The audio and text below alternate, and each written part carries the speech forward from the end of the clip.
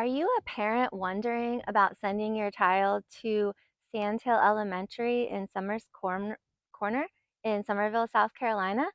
In this video, I will go over information about Sandhill from the Sandhill Elementary website, Google, Great School, and niche.com.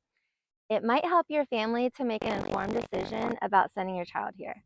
I actually taught kindergarten here at Sandhill for about 2 years, and I also, I was a former teacher in DD2. Sand Hill is a part of the Dorchester District 2 school district.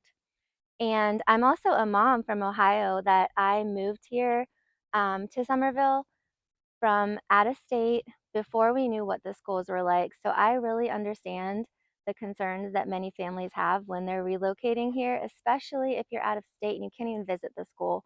So that is why I made this video, to give you information. And also, I didn't like that I couldn't even see what the school in the area looked like. So hope you enjoy this video. And I am Jennifer Kosman, the dog realtor here in the Charleston, South Carolina, or Summerville, South Carolina area. And I hope you enjoy the video. Stay tuned until the end so that you can see the reviews from the different websites and from parents.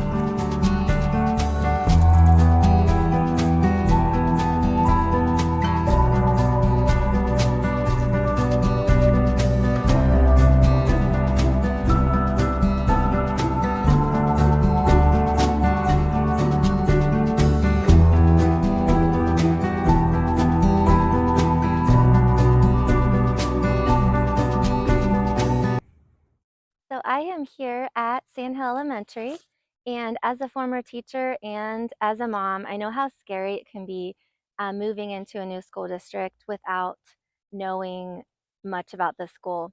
I really encourage parents and families to not only look at the test scores, but also to look at the school as a whole and to take into account the culture, the feeling of the school, and different aspects. It's great, of course, if you can visit the school. So one important thing to keep in mind is the teacher to student ratio.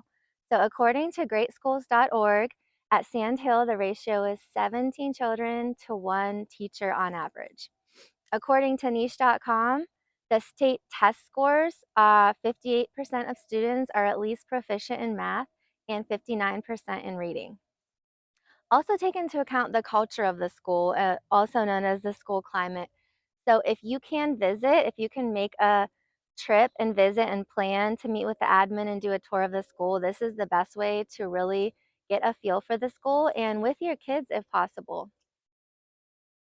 So Sandhill Elementary is a public school, like I said, in the DD2 or Dorchester County District 2 county. and it's located actually within Summers Corner. So I'm going to show a little video.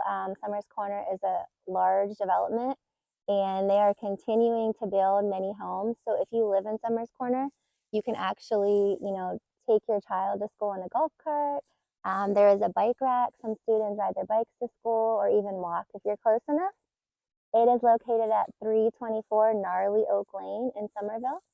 And currently, if you live in Summers Corner, you would be zoned for Sandhill Elementary.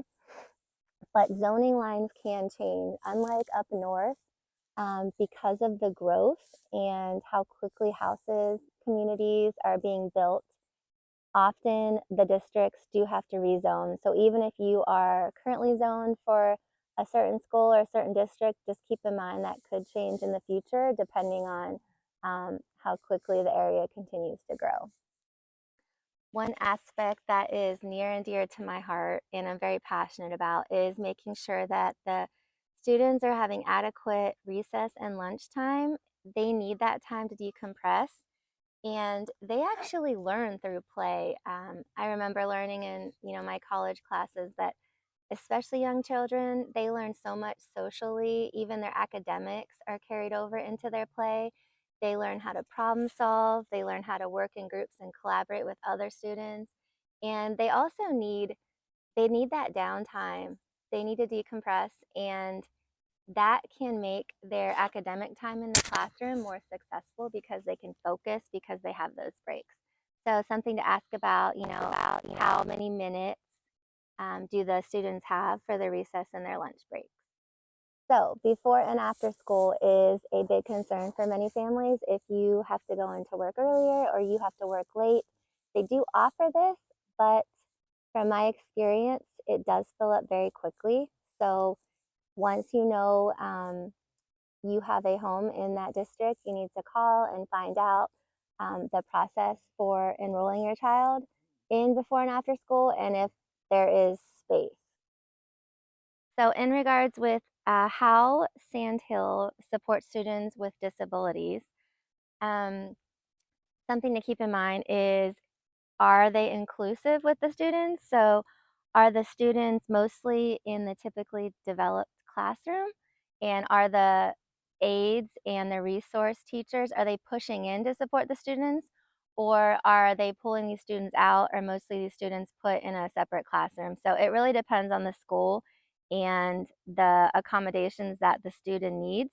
And of course, the resources that the school has. But when I taught here, they did have a kindergarten classroom right next to my kindergarten classroom, and it was specifically for students with autism in the district. And it was really cool because there was actually a student that was able to transition slowly into my classroom, which was a typically developing classroom. And so that student also had times where that student would be pulled out for services, but most of the time, by the end of the year, that student was in my classroom for most of the day.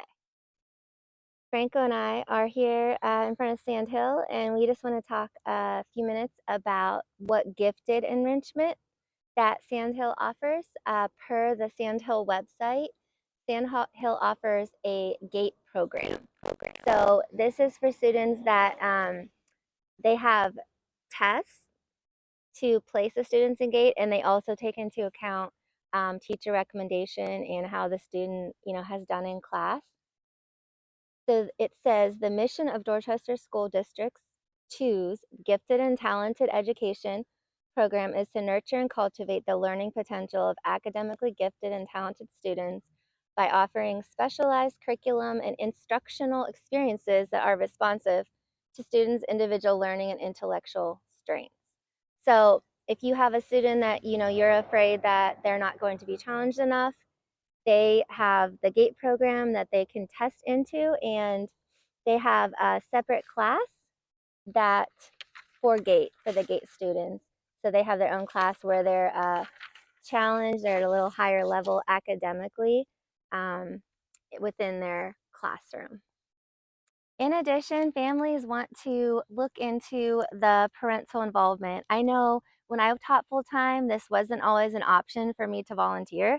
And I know it's not for a lot of families, but at DD2, they have a program from their website called SICK. It's a broad-based community advisory group comprised of parents, teachers, and community members established in every school. This advisory group works with the principal to cultivate a positive school environment supporting student success.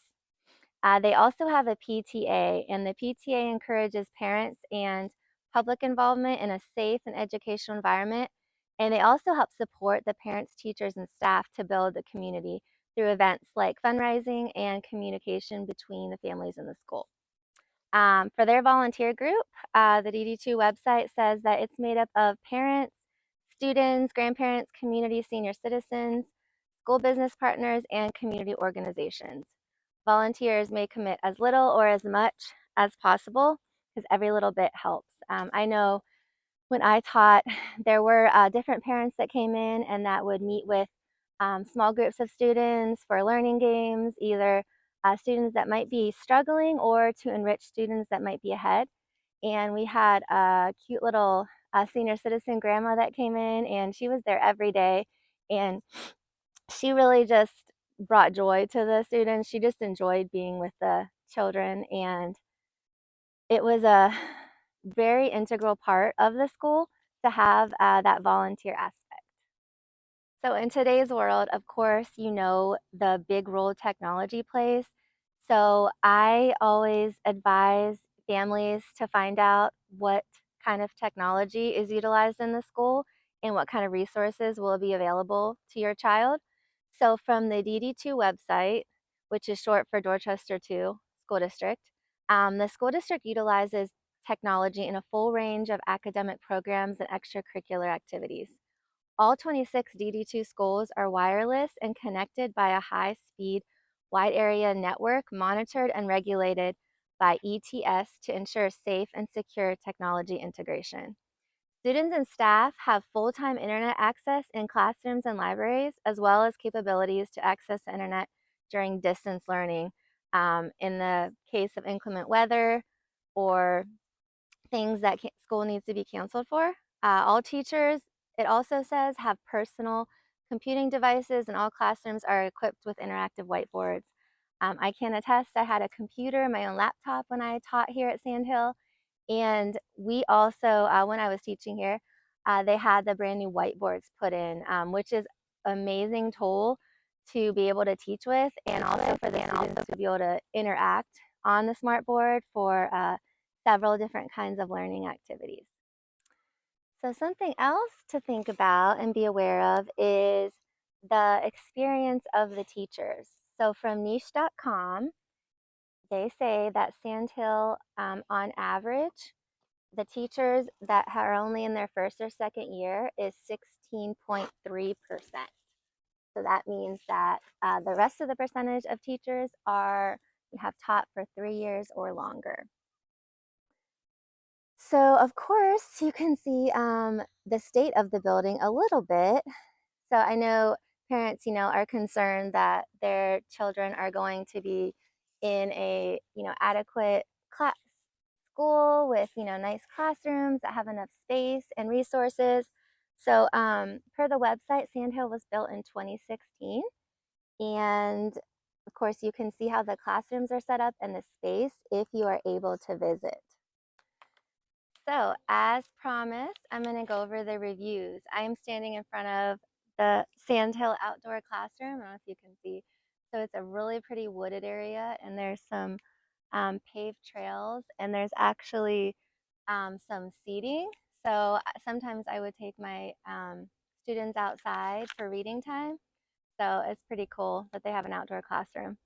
So on Google, their reviews, they gave an average of 4.3 based on 6 reviews from the public.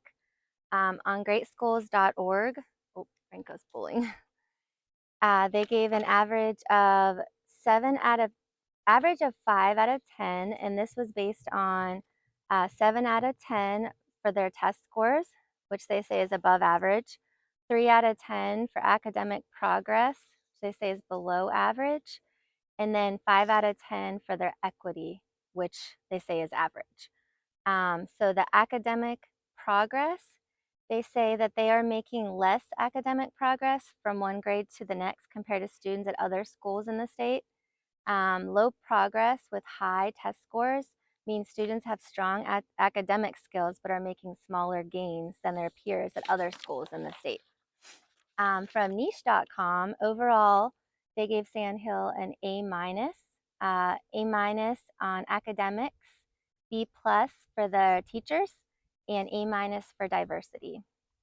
They also had some more information from niche.com that they rank Sandhill 115 out of 647 for the best public elementary schools in South Carolina. For most diverse, they rank Sandhill 331 of 701 public elementary schools in South Carolina. And for best public elementary school teachers in South Carolina, Niche rates Sandhill 362 out of 634 schools that were ranked. So Franco and I just want to say thank you so much for watching our video on Sandhill Elementary.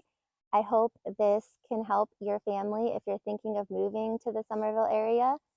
And if you have any house selling or house buying needs, or if you would like more information on the area or any questions, please feel free to reach out to me via email or text or a call. So thank you so much, and I hope this helped you in your journey.